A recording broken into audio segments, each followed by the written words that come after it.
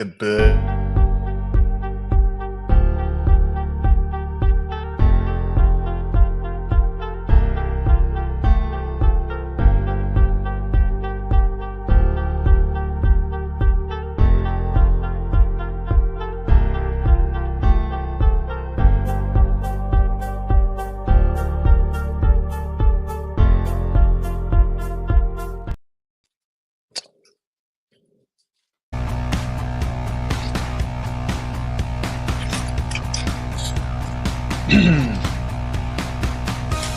all right, greetings, Rebel fans. My name is Jason Kelly. This is the Let's Run podcast. I want to welcome you all to the show today on this windy afternoon that is just getting started in Las Vegas. The Runnin' Rebels are going up against a decent but not great Colorado State team, a team that did go on the road and beat the University of Reno, but also a team that got crushed at home by New Mexico.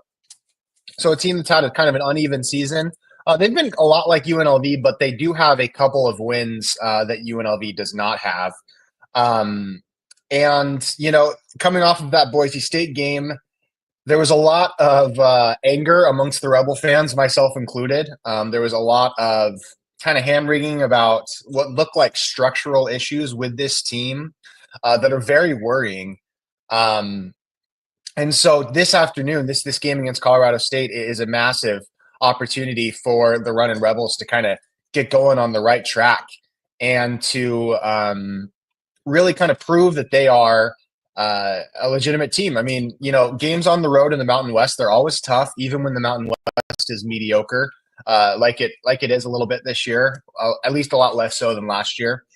And so, you know, it's an opportunity to prove to Rebel fans that Boise State game is something that, you know, that was the third time this year that we've seen this team just get absolutely blown out. We saw them get blown out versus Creighton. We saw them get blown out versus Mississippi State, and now Boise State.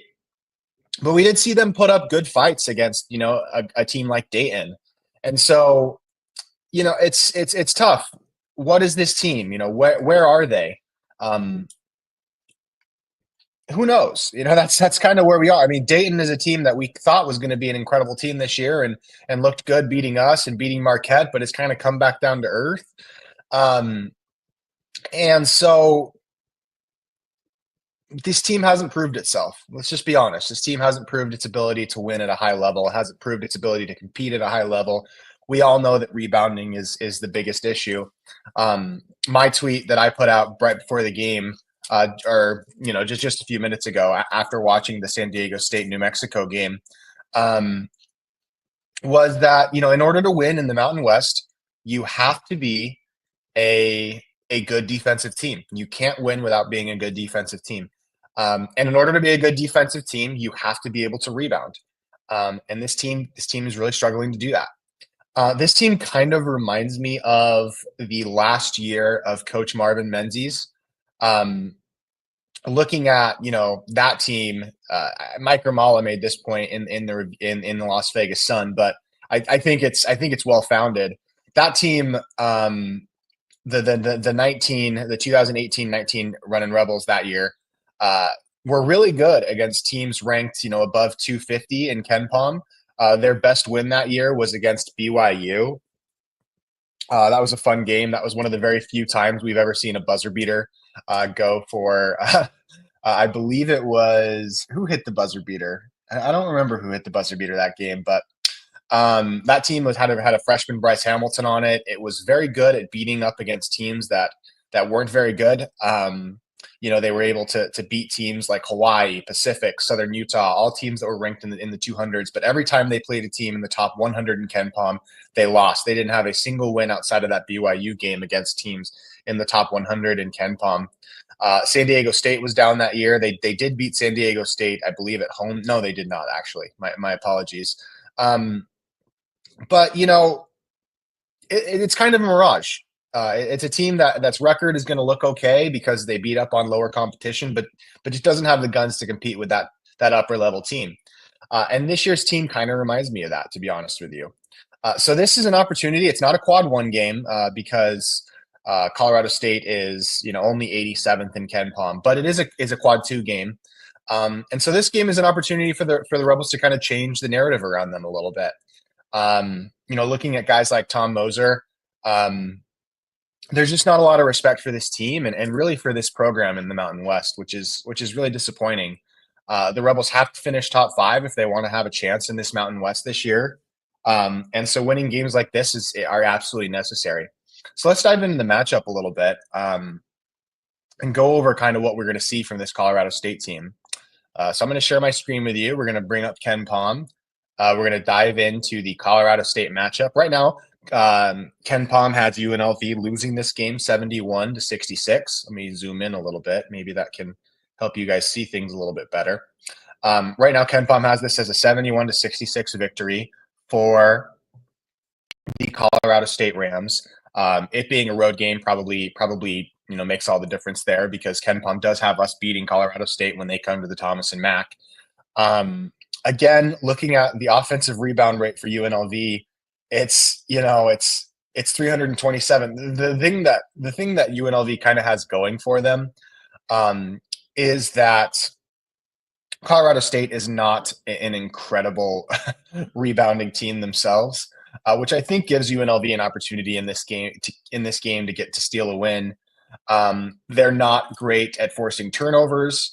What they are good at is they're a pretty efficient offense, a pretty efficient defense. Hard to score against, but their offense, isn't world beaters. You look at their four factors on offense.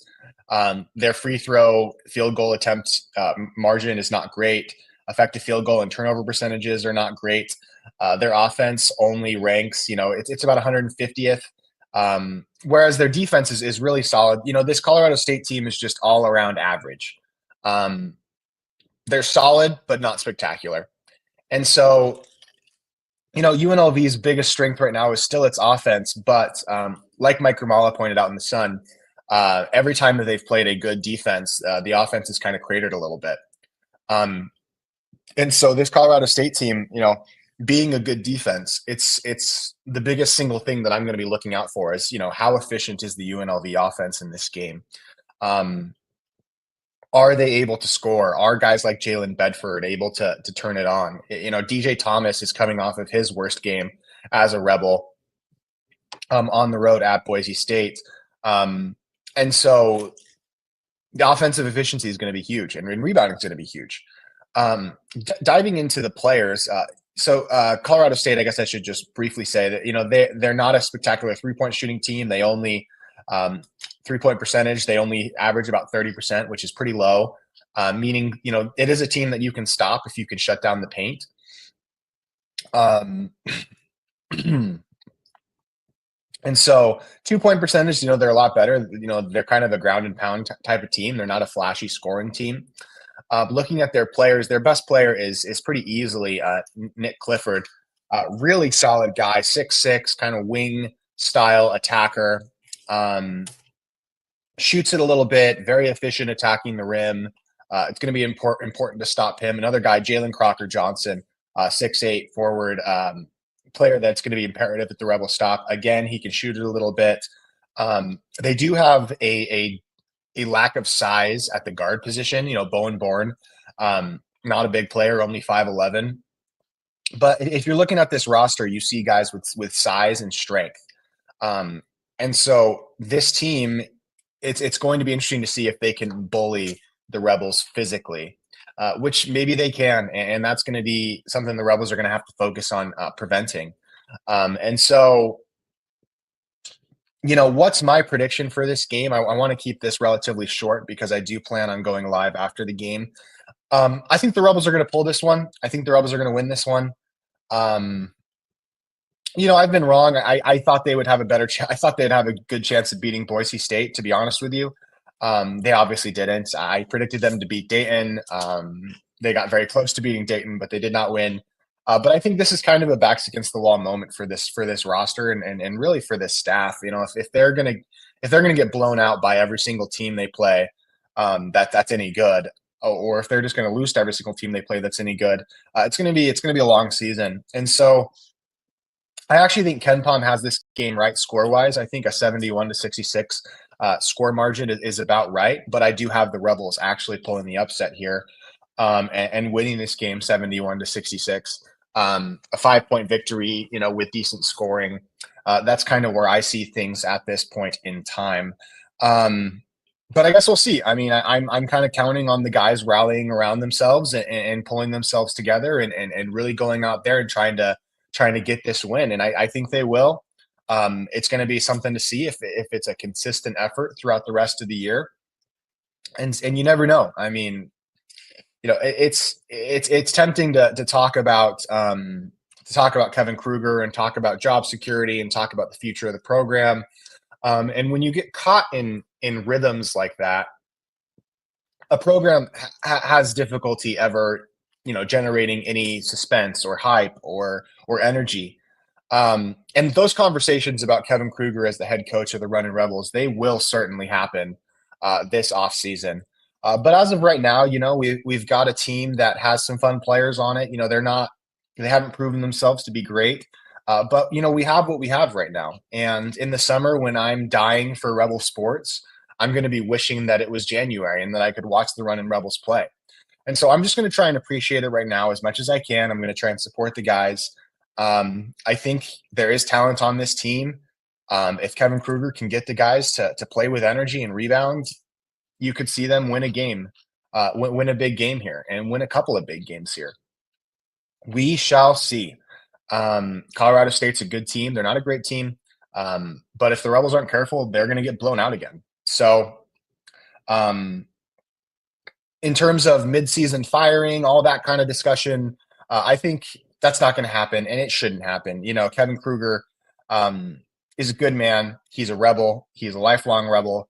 I am obviously going to be a little more, critical of him in the offseason as the offseason approaches, especially if the current trajectory keeps up. But as of right now, I'm just going to try and enjoy this team and these players as much as I can. And hopefully, they can put together a good effort today. So I will go live after the game to talk about what happened. If it's a truly horrific performance like it was on Tuesday night, you could see a burner brigade. Although I don't think that's going to happen today. I would say it's probably more likely just going to be a Let's Run podcast. So I will talk to you guys after the game. Tip off is in about 15 minutes, and we will discuss what happened. Make sure to get ready to leave some comments to interact, and we will talk soon. So I appreciate you all. Let's run.